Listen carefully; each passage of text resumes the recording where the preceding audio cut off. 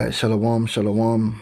First, I'd like to give all praises unto Yahweh, Ba'ashem Yahushai, Baharakah Kadash, and double honors unto the apostles and elders of Great Millstone, and honors to you brothers out there in the highways and the byways, teaching this word in all sincerity and in truth. Now, this video, you're going to see some JOOs. They're of the religious kind, because you got secular JOOs over there, because the Israeli state is secular in nature. And you're going to see them being very distasteful and disrespectful towards a group of so-called Christians, which is what Vocab Malone claims to represent, right? He represents Christianity. So let's play this. This is over there in the land of Israel. These people are just bearing a cross and they start spitting at them.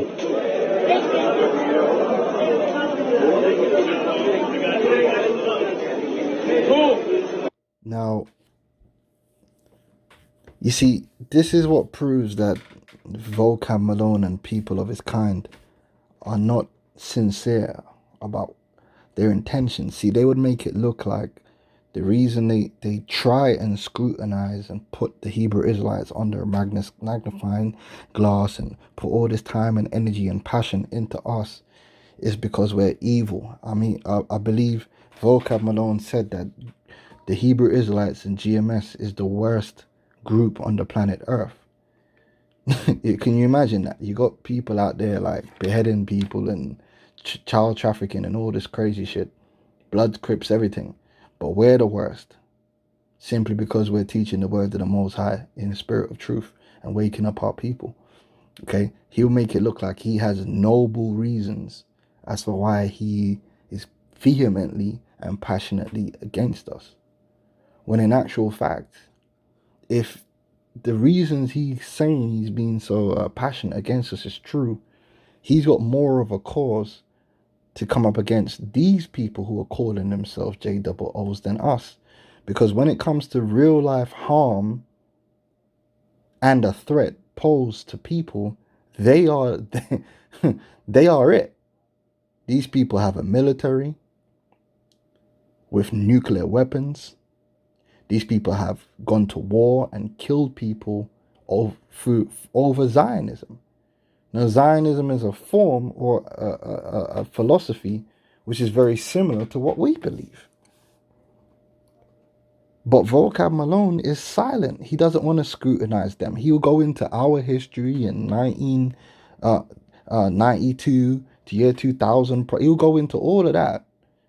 But where's the same energy for these guys? Why are you not going into the history of 1948, the Rothschilds and so forth, the Balfour Agreement? Why are you not going into the Khazarian Empire? Why is he not applying the same level of scrutiny that he does on us on the JOO? Why? The reason is because he, in reality, is completely fine with the status quo. And he doesn't care who's getting killed or oppressed. That doesn't matter to him. We come against that status quo, which is of the world. And that is what's irking his spirit. Because really, he's a racist. And he doesn't like the idea that a bunch of Negroes, Hispanics, and Native American Indians are calling themselves the chosen people and have a spirit of superiority. And that's why he's so passionately against us. But the thing is that, you see, something which is true can stand up to any form of scrutiny. If I get an actual product, a real Gucci belt, that Gucci belt will stand up to the highest level of quality testing and scrutiny because it's real, it's true. But if you get a Gucci belt, that Gucci belt under scrutiny will fall apart because it's false, it's a fraud. Any fraud or counterfeit under scrutiny will fall apart. A counterfeit only survives because it is not expertly and correctly scrutinized. We're true, so we can be scrutinized and we will prevail because the truth is on our side. These JOOs can't. Under spiritual and historical scrutiny, they cannot survive. And by spiritual, I mean these scriptures, because the scriptures and the prophecies will show you who the Israelites are. And it's clearly not them. All right? But you will never see Vocab Malone aim his righteousness at them, his righteous indignation. His passion is never aimed at them, even though they're responsible for the killing of tens and tens and tens of Western journalists shot in the head by the Israeli military while trying to document the crimes of the Israeli state against the Palestinian people. He doesn't care. Are we, but let a Hebrew Israelite fart too hard in an elevator, and he's right there to demonize us. Meanwhile, these people who claim to be the JOO are actually killing people in that name, in the name of Zionism, are actually pulling families with children and babies out of their houses, stoning these people in the street, killing their children, and he is silent. But we're a threat. Do you see? See, he tries to pick us apart. Go pick them JOOs apart.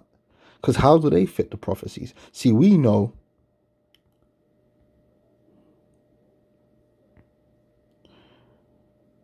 one thing is true. These curses that the Bible speak of would only apply to the Israelites, because only the Israelites made a covenant with the Most High, which included the curses. And that's how we know that we're the Israelites, because the so-called Negroes, Hispanics, and Native American Indians suffer from these curses in their perfection to this very day. And Deuteronomy 20:68 is one of those curses, which did not happen to the JOO. The JOO is not the borrower. He's the lender. He doesn't fit the curses. And another thing that doesn't stand up under scrutiny is the you-know-what that they say happened during World War II. That doesn't stand up to scrutiny either. And the proof that doesn't stand up to scrutiny is historians who question the story are not put into an open debate. They are arrested and put into jail. In Germany, it's illegal to deny. The reason it's illegal to deny is because they don't want the debate. They don't want the scrutiny, because it was nothing more than a lie and war propaganda. But Vocab don't care, because he doesn't care about the truth. He only cares that the status quo that he lives in, which makes him comfortable, is upheld. This is Deuteronomy 28:45. It says, moreover, this is to the Israelites, all these curses shall come upon thee, and shall pursue thee, and overtake thee. So over the course of the centuries, these curses will grind the people of the Lord down. And that's what's happened. That's why our people are the poor. It's Negroes, Hispanics, and Native American Indians, the people of South and Central North America, are the poor of the earth, downtrodden wherever they are.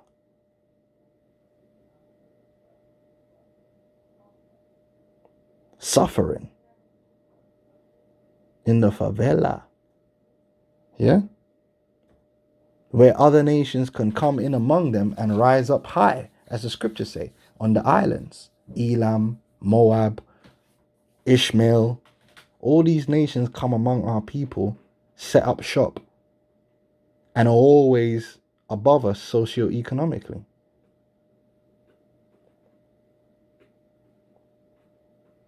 That's because of the curses. Now, the JOO doesn't have that problem. Wherever they live, they're normally socioeconomically on the highest point. Like, case in point, you come to London. Who lives in the ghettos in London? So-called blacks, majority. And then you could add in the Irish, certain people like that. And then the next on, you got the other heathens.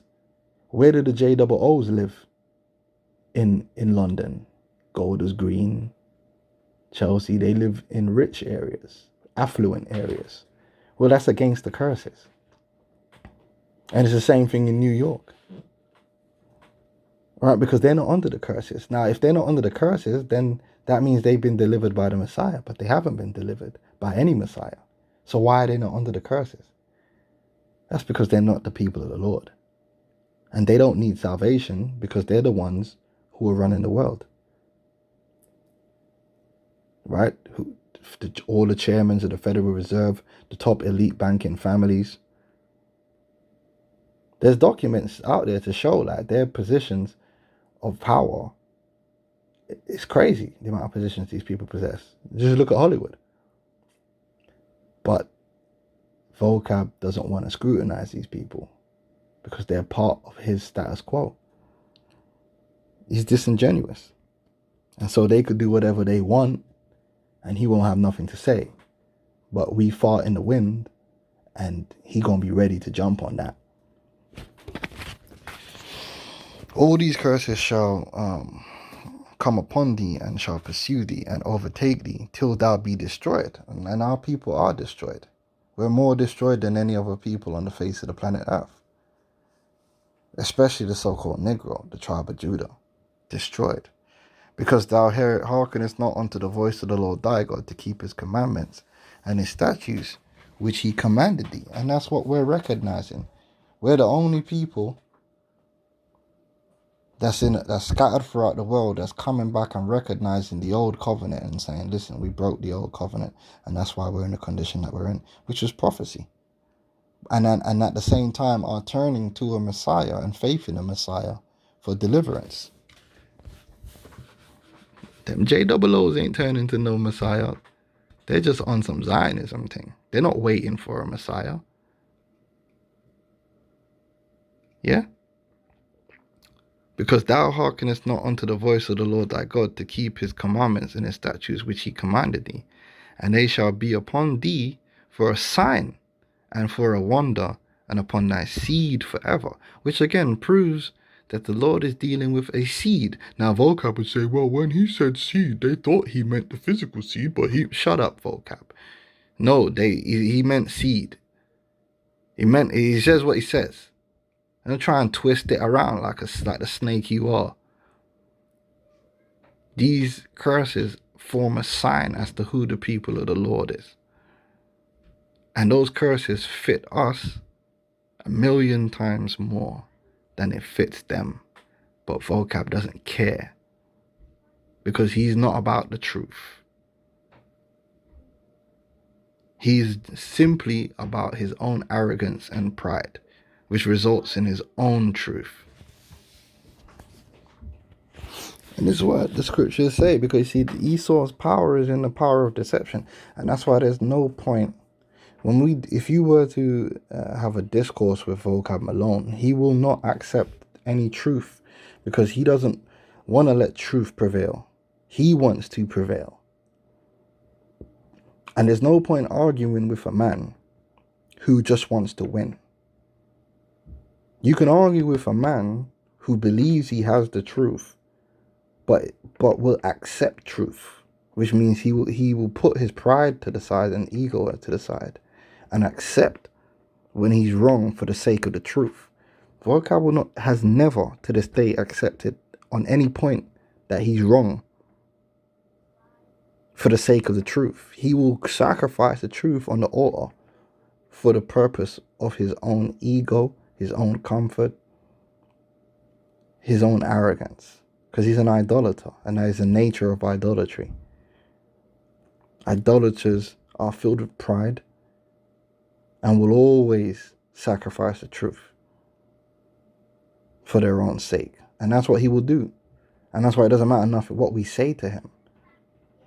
He will ignore any valid point we make and simply search for an angle to try and get the win.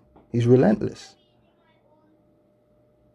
And ultimately, what further compounds it is, this truth is against him anyway. So, he can't accept a truth that is against him. Okay? Psalms 144:11, it said, rid me and deliver me from the hand of strange children. That would represent Vocab Malone and the rest of his seed. These Edomites, we're in their hand, and they're strange children, whose mouth speaketh vanity. Everything this man speaks is always designed only to benefit himself and his ego. He's a fraud. And he will never let the truth get in the way of his own exaltation. He will never let the truth get in the way of his own agenda, his own ego, his own. That is the nature of the man that we're dealing with. So he will make it up as he goes along. He will make the truth into a lie and a lie into the truth for his own sake. That's the kind of people we're dealing with. They're not sincere. All right. Where was I? Yeah, so rid me and deliver me from the hand of strange children, whose mouth speaketh vanity, and their right hand is a right hand of falsehood. Okay, and that's how these people operate. They operate on the falsehood. And people are more and more see it, man. Just look at this man's politics, man. The politics, there are two top nations, right, in the West, America and Britain. Their political landscape is a joke. It's madness. Falsehood and lies is just the way now. It's overt and in your face, man. These people live off deception and theatricality and optics. Politics is all about optics. How you can spin something to make it look. It's people all about falsehood. And that's what a lot of games that Vocab Malone tries to play against us. Optics. Yeah, try and spin shit. Try and make us look like the bad guy. Can you imagine? These demons trying to make us look like the bad guy based on optics. It's crazy. So now we ain't gonna go on his platform to debate. We're giving you validity. We've already been going backward and forward with you, and we've destroyed you at every point, and you just fail to acknowledge your defeat. Right, brothers have made videos posting questions to you that you haven't never answered. If you did that, we'd answer the questions for the truth's sake, so the people could see that we ain't running from nothing. Brothers have made videos for you and Dr. White that you've ignored, you've seen and ignored, because you know you couldn't do a good job answering those questions. And again, it's all about optics. It's just like politics. If you know you can't answer a question without coming out of it you can't spin it or come out of it looking bad, what do? You misdirect or you ignore. It's all about optics. Pretend you didn't hear the question. All right. These dudes are disingenuous, man. And you lack any form of sincerity or integrity when it comes to anything, really. But the most important thing is this. All right, we're not set up to prove you wrong, Vocab Malone, or any one individual wrong. Because in the end of the day, as an individual, you don't matter. Our goal is to establish the word of Yahweh Hashem Yahushai in the earth, and chiefly in the hearts of the elect. And that's all that matters. All right. Once that job is done, all the naysayers and scoffers are going to get dealt with anyway. They're not going to be dealt with via debate. You're going to be dealt with via fire and iron. And that's not to make a threat, because as a man, I'm harmless as a dove. I'm not making a threat. The Lord is the one that's going to deal with you. You won't have to debate with death. Hey, yo, it's like, what's his name? Diamondback says, and you speak to me as if you're not in the presence of death. You don't know what you're playing with, man. We ain't got to debate. We ain't got to defeat you in any arena. You're already defeated. We're already winning. Every time a brother wake up and a member of the elect is sealed, we winning and we're going to win. And of that we have no doubt. So we don't get frustrated. We're not trying to win you over so you turn around and bow down to us. No, who cares? Because whether you bow down or not, you will bow in the end. All right? This is 2 Corinthians 2 and 14. It says, now thanks be unto God, which always causeth us to triumph in Hamashiach. We ain't took no L's, man. We ain't took no L's. All right? Let the Most High be the judge.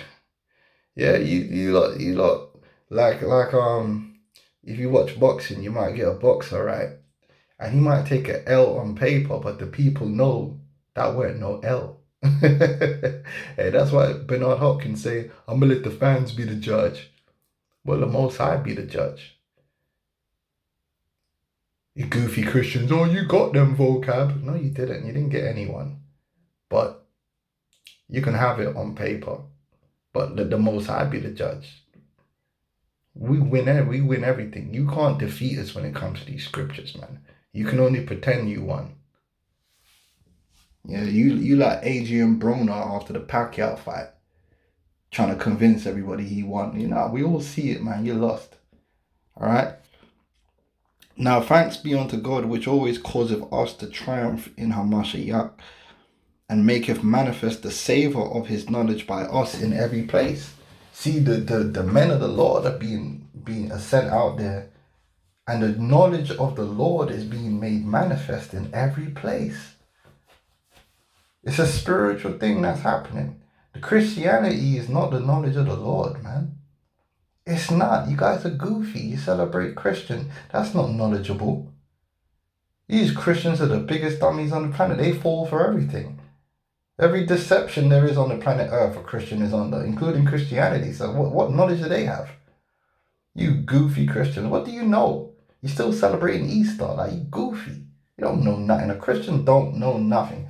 Vocab for all the scholarly, all right, I read this and I read that. He don't know shit. He's an idiot. The only thing he has is a bag of narratives, false narratives that if you repeat the same false narrative from enough sources, then anybody that wants to believe that false narrative will believe it. We only have one narrative, and that is of the scriptures. All right. Savor of his knowledge by us in every place, for we are unto God a sweet savor of Hamashiach in them that are saved and in them that perish. To one we are the savor of death unto death, and to the other the savor of life after life. So you know what that means, man? We're going to get mixed reception, man. Some people are going to receive what we say with gladness and receive it and be delivered, and some people are going to be upset and they're going to scoff and they're going to go join Vocab Milan, jump on Vocab's comment boards and clap every time he does a video, no matter what. No matter what comes out his mouth, they're going to clap it because they're just against the truth. And they're just looking, they're just fanboys. They're just looking for a reason to give themselves the W. It doesn't matter. They don't care about the truth. These men will sit there and try and spin the scriptures where pork is clean to eat. Oh yeah, because they didn't know about cooking temperatures. That's why God gave you fucking moron. They didn't know about cooking temperatures. That's because you've been taught that people in the ancient world had no knowledge because you believe in evolution, you moron. You believe in the Stone Age and all that bullshit when even the Bible tells you they were doing metallurgy from the very beginning. So there was no Stone Age. Fucking morons, man. I told you Christians are stupid. And that's the reason why you're running around here thinking that they didn't know about cooking temperatures. As if the Most High in his glory couldn't teach Moses about cooking temperatures to eat pork. You morons, man. You're in darkness, man. You gotta be a dark individual to justify eating pork. Just say that you like pork and you don't care if it's unclean. There'd be more respect if you did that. What's even worse is to try and change the word of the Lord, man. That's worse. At least say it's unclean. I know it's unclean, but I can't help it. I'd be like, alright, cool, you pray about it. But you dudes, man, are just, you're gone, man. But what can you do? And who is sufficient for these things? For we are not as many which corrupt the word of God. And that's all these goofy Christians of Christianity is all about, corrupting the word of God. To suit the lusts and the desires of men. That's what Christianity's been about, man, from the very beginning, from the formation of the Roman Catholic Church. It's always been about how can we utilize these scriptures to the benefit of our flesh, to gain power over men, to fulfill our own lusts. Okay? Is that not the story of the church? The man started selling absolution of sins, man, for money. These people are demons, man. Where was the Crusades in the scriptures? They weren't in the scriptures, but they wanted land and riches. So they invented the cause for the narrative for the Crusades. This is what Christianity's always been. They're always going to twist and turn in whatever direction they want to do to fulfill their own lusts. And that's it. And Esau Edom, he's the ultimate at that. He will twist and turn whatever he needs to do, whatever narrative he needs to spin to justify whatever he wants to do at any moment in time. That's the nature of this devil. All right. That is the demonic nature of man, but especially Esau. But as of sincerity, right? We're actually sincere. Like, we teaching what the scriptures say, and we're deadly serious about that. We would rather speak what's right to the Lord than what's right to us. Like, it's not everything, I'll be honest with you, it's not everything that I've heard in the scriptures that I just accepted without pain. I come from the world like everyone else. There's been many things that elders have brought out that I was uncomfortable with. But the scripture in Romans, the 12th chapter says, be ye not conformed to the world. You got to deny yourself. You got to pray to the Lord and say, Lord, open up my understanding. Because usually the reason you got a problem with it is because you lack understanding. You still have the darkness of the world upon your mind. That the Lord open up your understanding now, that discomfort starts to fade away. But a lot of guys, when they get that discomfort, what do? They seek comfort. And sometimes the comfort comes in the form of a lie. Hey, listen, that's why enablers always got friends, If you're an enabler, you'll always have friends. Because people love enablers. People love people who comfort them. Because usually accountability and change is uncomfortable. Even when it's necessary. The truth, they say the truth hurts. Some people don't want to hear the truth. They'll rather be told a lie because it's comforting. They'll rather believe a lie. That is the root of delusion. Nobody puts themselves in a state of delusion, right? Or should I say, people don't really choose to put themselves into a state of delusion, which is not comforting unto them. Usually when someone's on the delusion they have is comforting to them. That's why they readily accept it. Because if the reality was more comforting, they would more readily accept reality. You see? You got to be, crazy, to do it the other way around. So people tend to like sweet lies, comforting lies. And they'll find a way to justify it because they don't want to feel no type of thing. Vocab don't want to be the devil. You don't want to be the devil. You don't want to be the Edomite. That hurts. That's uncomfortable. I don't understand. Being an Edomite, it would be extremely uncomfortable according to the truth of the scriptures. So just change the scriptures or ignore it. Oh, well, the Edomites should be done away with. If it helps you sleep at night, I don't have that problem because I'm an Israelite. It is what it is, right? But as of sincerity, but as of God, in the sight of God, speak we in Hamashiach. So we're going to continue to speak the truth in purity, and we're going to conquer and we're going to win, and you're going to lose. Okay? And we don't need to go on your platform to win. We're already winning. And there's nothing you can do. All right?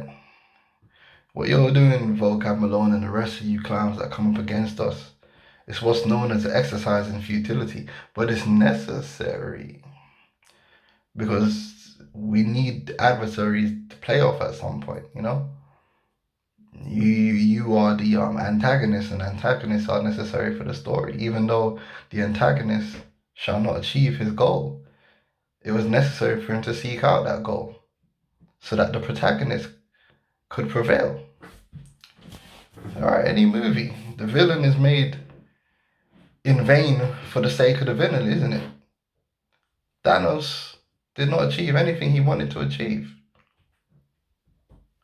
So everything he did was in vain as concerning himself. But without Thanos, the Avengers couldn't have achieved the greatness they actually achieved and their goals. So he was a necessary sacrifice in the story. And such is the way of the antagonist. The antagonist is just made to lose. So with that, I'm going to say shalom.